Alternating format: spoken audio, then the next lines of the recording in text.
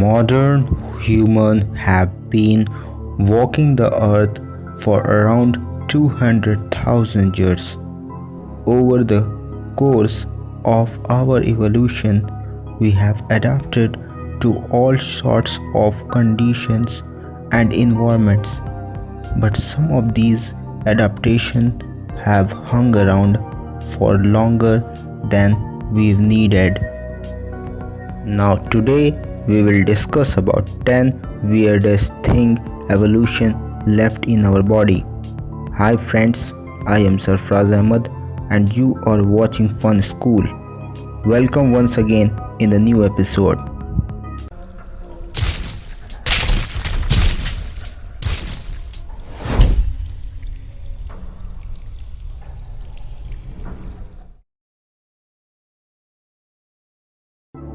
First is coccyx. Before you were born, you had a tail called albeit. This is only for a few weeks. All mammals develop a tail as embryos in the womb, but humans lost it again before birth. The coccyx or tailbone at the bottom of your spine is this tail lost remnant. Second is third eyelid. In the corner of your eye, next to the tear duct, is the remnant of a third eyelid, technically known as the plica semilunaris. In many reptiles and birds and some mammals, this translucent nictitating or blinking membrane can be drawn horizontally across the eye of the moisturization, extra protection, or to remove debris. In human, it plays more minor roles such as assisting tear drainage. Third is wisdom teeth. Most people only become aware of their wisdom teeth thanks to toothache. In their late teens and early 20s, these extra molar were probably used by our larger jawed ancestors to grind up raw plant material. Now these teeth are virtually useless and their removal is one of the most common surgical procedures. Fourth is Jacobson's organ. This is also called the vomeronasal organ. This is an important smell sensor in many animals, from elephant to salamanders. Some studies suggest humans have a remnant of this organ at the back of the nose, but as there are no nerves connecting it to the brain, it's unlikely to play a role in our sense of smell. Fifth is Darwin's point. Around a quarter of the population has a small bump on the upper edge of the ear known as Darwin's point, after its description in Darwin's The Descent of Man. The position of the bump matches the location of more prominent point in the ears of many of our primate cousins, providing another sign of our common ancestry. 6 is palmaris longus.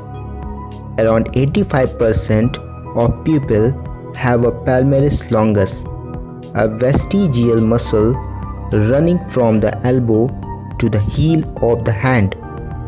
In some primates, this muscle assists climbing, while in cats and other predators, it retracts the claws. You can test if you have it by flexing your wrist and touching your fifth finger to your thumb. If it's there, it will pop up. Seventh is goosebumps. Goosebumps appear when you're frightened or a bit chilly, thanks to tiny muscles called arrector pili surrounding hair follicles in your skin. When these muscles contract, your hair stand up. In humans, such hair raising has little effect, but it could have made our furrier ancestors appear larger when threatened and would have provided insulation in cold weather by trapping a layer of air by the skin. Earth is palmar grasp reflex. Place an object in the hand of a baby under 5 months old and the fingers will automatically close around it with a surprisingly strong grip.